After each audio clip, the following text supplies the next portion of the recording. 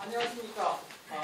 저는 우아이서대학교 조정래 교수라고 합니다. 그러면 지금부터 2019년 한국정책학회 동계학술대회 제1회의 제9분과 주민자치와 시민참여 세션을 시작하도록 하겠습니다. 먼저 발표하실 분부터 소개해드리도록 하겠습니다. 한국주민자치중앙위원회에서 오신 정상직 교수님. 예, 반갑습니다. 주민자치라는 개념이 이게 전 세계적으로 보편화된 개념이 없고, 주민자치라는 개념은 우리나라하고 일본하고 그다음 소수의 이제 서양에서만 이제 통용되는 개념이라 이게 사실 설명하기가 조금 고약한 점이 있습니다만은 제가 이제 20년간 주민자치 현장에 있으면서 느꼈던 부분들을 한번 정리해서 보고를 드리도록 하겠습니다. 자, 주민자치 속성은 국가는 관료 행정으로 하고 법령에 의존해서 움직입니다. 주체가 관료들입니다. 그래서 주민자치는 주체가 주민자치회가 돼야 되는 주민들이고요. 법령에 의해서 움직이는 게 아니라 주민들이 자율로 해야 되는데, 이 주민들이 자율로 해야 되는 주민자치회를 국가가 법령으로 규정을 하려다 보면 이게 잘못 깨어지는 것들이 엄청 많습니다.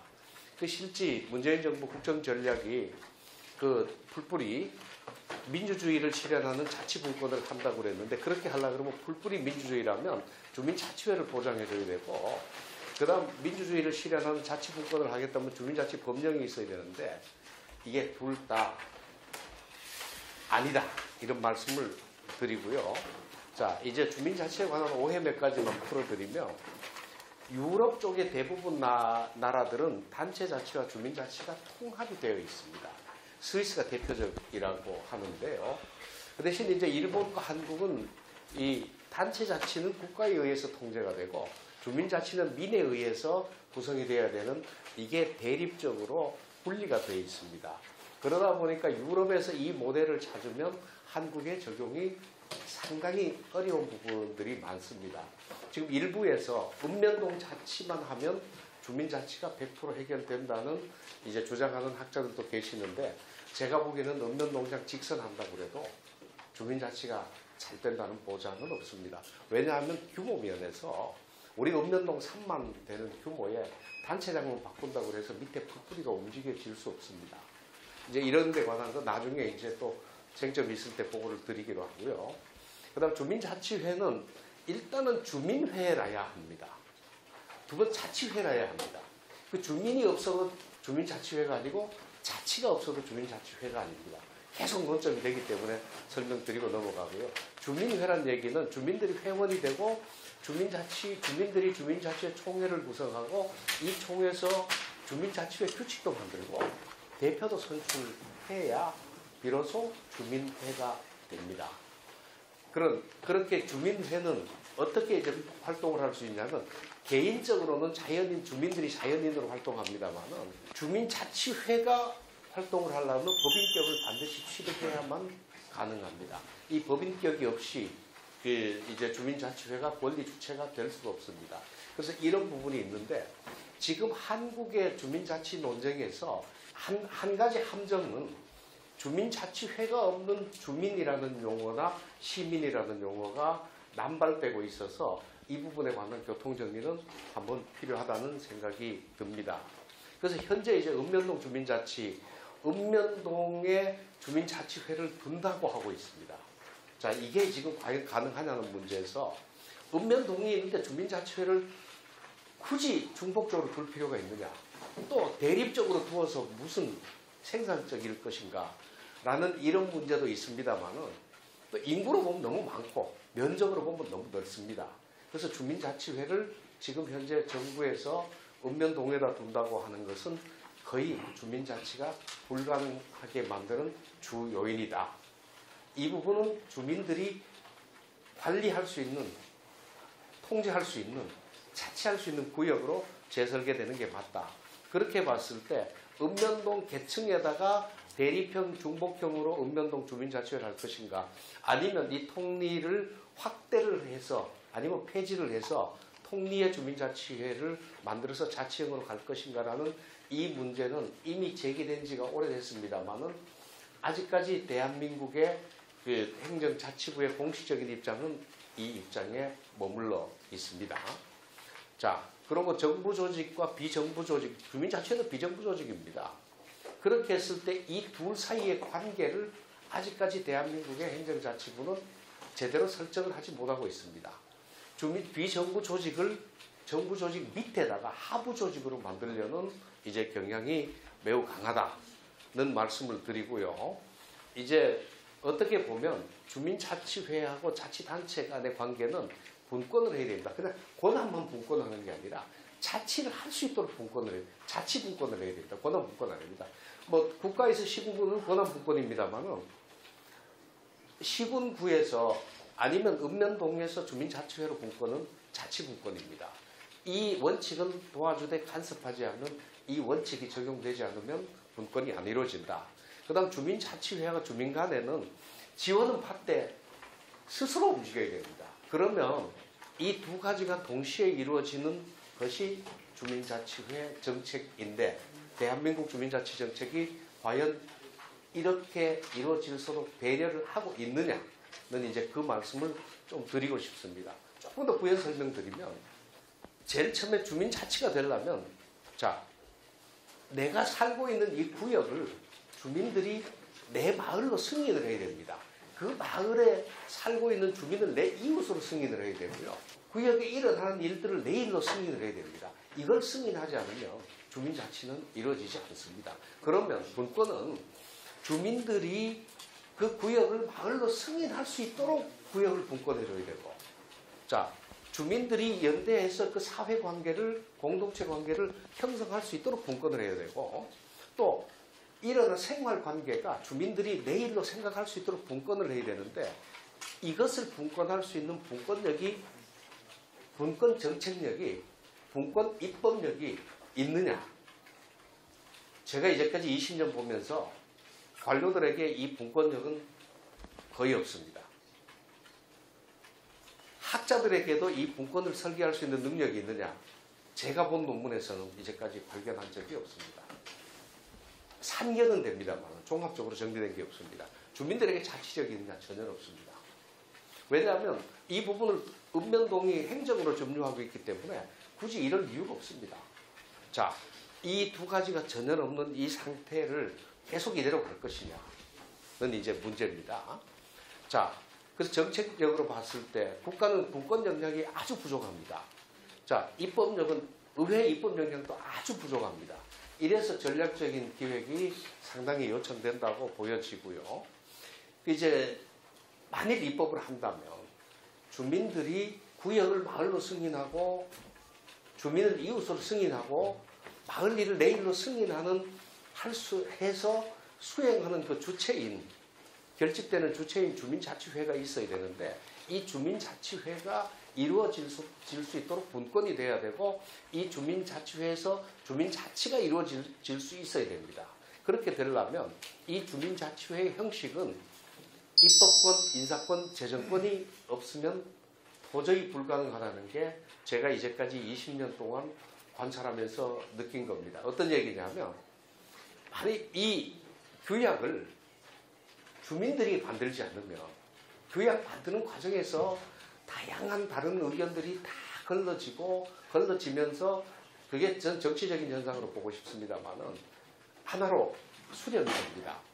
그 다음 대표 선출을 하면서 실행이 담보가 될 수가 있습니다. 내가 회장 되면 열심히 하겠습니다라는 게 되고 주민들도 기대하고 또 회장도 기대를 하면서 서약을 하면서 이루어지는데 그러면서 재정이라고 하는 것은 부담입니다. 잘 되는데 필요한 일이 있으면 나도 기꺼이 하겠다는 이 세 가지가 동시에 이루어져야 되는데 이게 없으면 주민자치는 이루어지지 않습니다. 그래서 앞으로 우리나라 정책을 이 세 가지로 한번 분석을 한번 해보려고 시도를 여러 번 했습니다. 자, 오늘 말씀드리고 싶은 얘기는 조선 때는 조선 중기 이전에, 중종 이전에는 수령이 직접 지역을 관리했습니다. 근데 중종 때 향약 때 제지 사족이 사회적인 일을 사족이 담당하고 행정적인 일은 관료들이 담당하라고 그래서 상민들은 이제 이중 지배를 받게 됩니다. 이게 이제 나중에 논란이 됩니다만 이제 말씀드리고요. 그런 이중 지배를 받다가 이중 지배가 부당하니까 결국은 관료는 관료 일만 하고 사족은 사족의 선비에 관한 일만 하고 우리 동네 일은 우리가 하겠다고 분리가 되면서 조선 말기에 촌계가 아주 훌륭하게 형성되고 여기에서 두레도 개도 대한민국 사회가 대한민국 마을은 지방 주민 자치로 이루어졌다는 게 형성이 됩니다. 이게 그저 주어진 게 아니라 수많은 싸움을 거쳐서 양반이 물러나고 수많은 정책을 거쳐서 수령들이 관치는 무모하다, 효력이 없다고 생각돼서 물러난 자리에 비로소 이제 이 촌계가 성립됐다는 역사적인 말씀을 좀 드리고 싶고요. 그렇게 아름답던 조선의 주민자치, 당대의 수평적인 역사로 봤을 때 제가 지식이 넓지는 못합니다만은 서양의 어떤 지방자치 마을보다가도 우리 마을도 못지 않았습니다.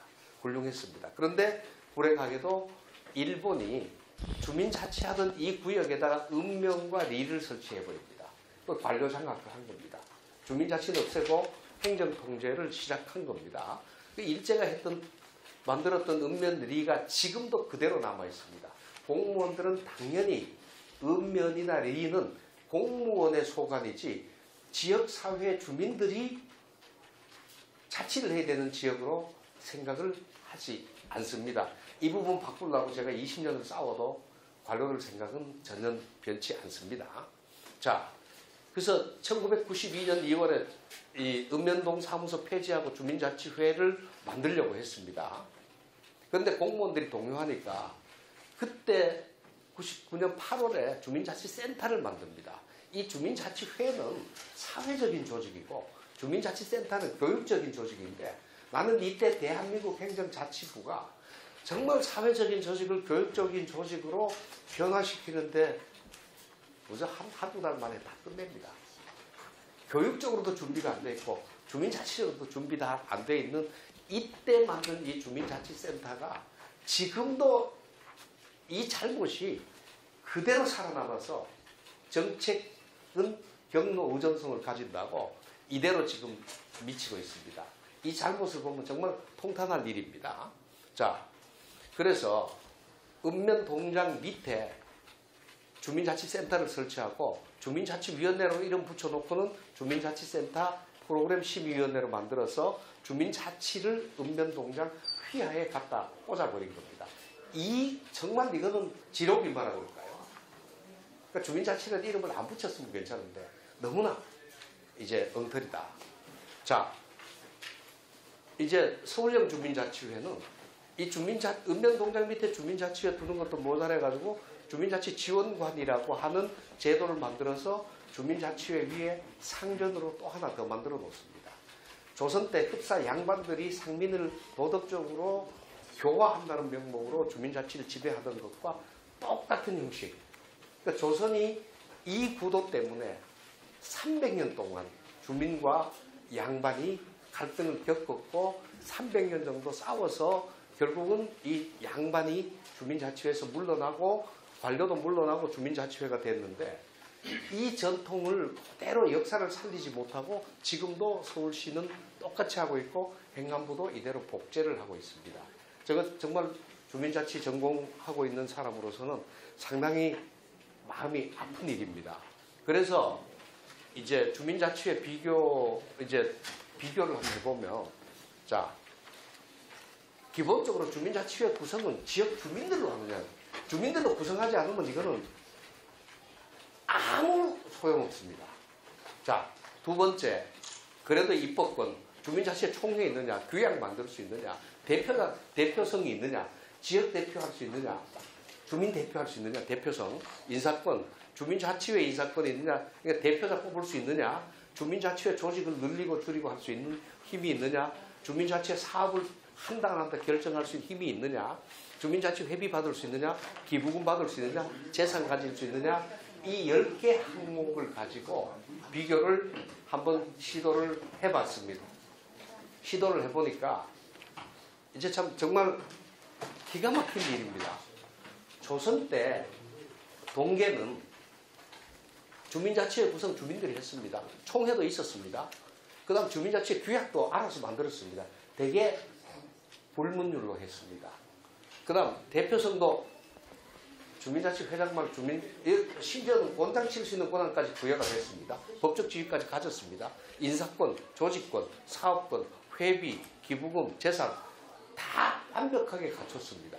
그런데 1999년 주민자치회는 이건 전 주민자치라고 생각하지 않습니다만은 하나도 없고요. 시범실시 주민자치회도 하나도 없고 서울형 주민자치회도 하나도 없고 표준조례도 하나도 없습니다. 왜 이러느냐는 문제입니다.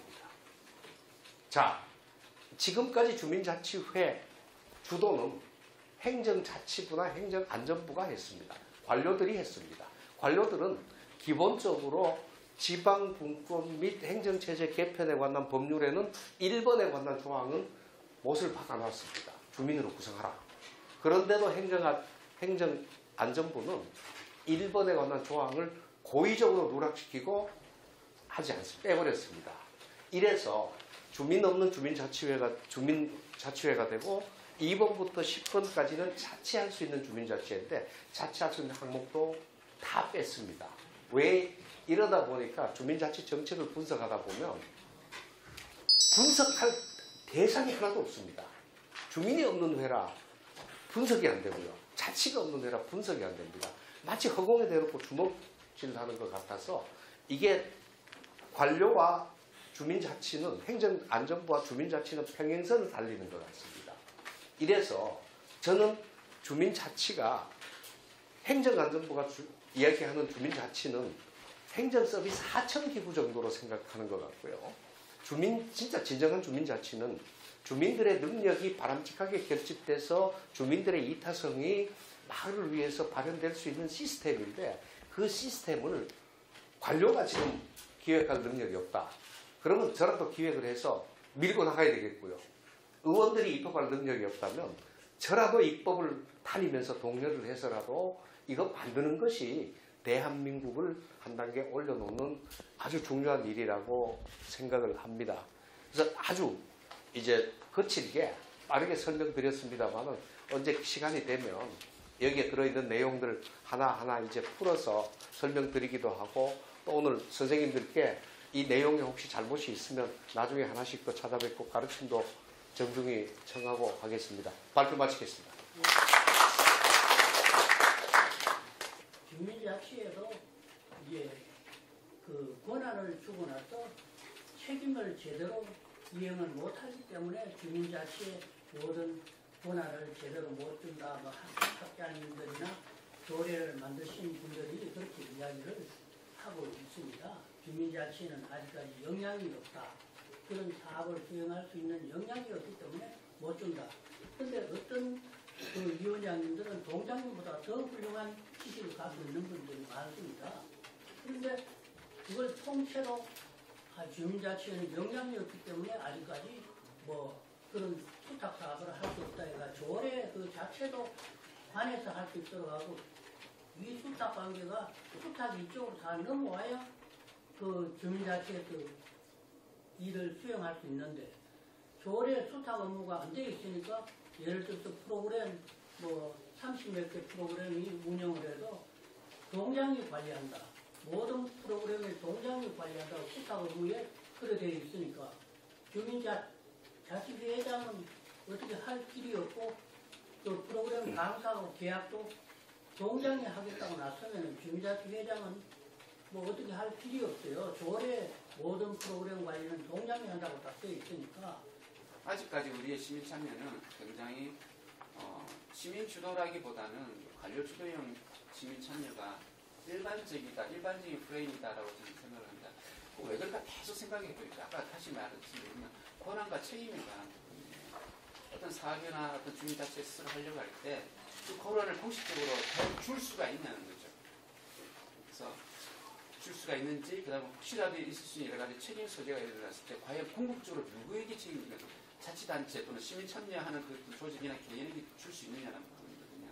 결국은 나중에는 정부가 책임을 져야 되는 그런 부분들에서 그러한 시민 참여 욕구에 대해서 실제로 참여에 따른 결과는 결국은 관료나 정부가 지어야 된다는 그 간격을 어떻게 메고 가냐는 거거든요. 그 주민자치 얘기가 나오면 늘 이제 권한과 책임 문제가 이제 먼저 제기되는데요. 저는 이 관점이 국가 관점이라고 봅니다. 사회 관점이 주민자치 관점, 행정 관점이고 사회 관점이 아니라고 봅니다. 이제 행정은 둘이 할 수 있는 일을 혼자 하면 잘하는 겁니다. 인건비가 비용입니다. 그렇지만 자치는 혼자 할 수 있는 일을 10사람이 나눠 가지고 하면 그게 공동체입니다. 이게 인건비가 비용이 아닙니다. 그러니까 제가 보기에는 행정 패러다임으로 자꾸 자치를 보면 무조건 실패하는데 충남도 충남형 주민자치회 설계할 때 저도 이제 그 안희정 지사님 있을 때 자문도 여러 번 했습니다. 했는데 결국은 자치형이 아니라 행정형으로 그 삼농정책의 일환으로 행정형으로 가니까 이제 능률성, 효율성, 그 책임, 권한 이러다 보니까 자치가 전혀 안 이루어지거든요. 그래서 분권이 권한 분권이 아니라 자치 분권은 이제 전혀 다르다. 여기에 관한 이제 분권 한번 정립할 필요가 있고요. 또 하나는 뭐가 있냐면 경영학에서 흔히 쓰는 용어로 행정학에 쓰는 용어로 프렌두시가 있습니다. 이 과정 전체를 맡기는 자치는 인풋과 아웃풋까지 맡겨야 되고요. 프렌에만 관여하라 그러면 아까 같은 이제 재능 기부만 얘기 나옵니다. 이제 2까지 가면 봉사가 나오고요. C가 들어가면 자문이 됩니다. 이제 이 세트만 가지고도 자치가 못 됩니다. 행정에 참여하는 정도고 진짜 자치가 되려면 인풋과 아웃풋까지 설계를 해내야 됩니다. 이제 이런 면에서 제가 보기에는 오늘 이제 과제를 좀 많이 인식하고 있습니다. 열심히 더 해야 되겠다는 생각이 듭니다. 네.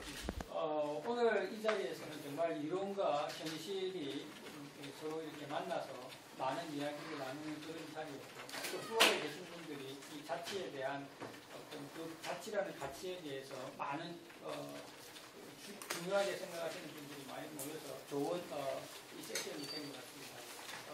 우리나라 자치 잘 될 것 같습니다. 이렇게 고민하고 걱정하시는 분들이 많으니까 우리가 계속 이렇게 학습해 나가는 과정으로 또 보잖아 더 좋은 자치 시대가 열릴 거로 저희들 희망하면서 이 세션 이제 마치도록 하겠습니다. 감사합니다. 고생하셨습니다. 예. 현재 주민자치 부분은 현실을 정확히 잊지 못한 것 같았습니다. 앞으로 더욱 그런 쪽에 더 발전을 가야 된다는 생각이 많이 들었던 것 같습니다.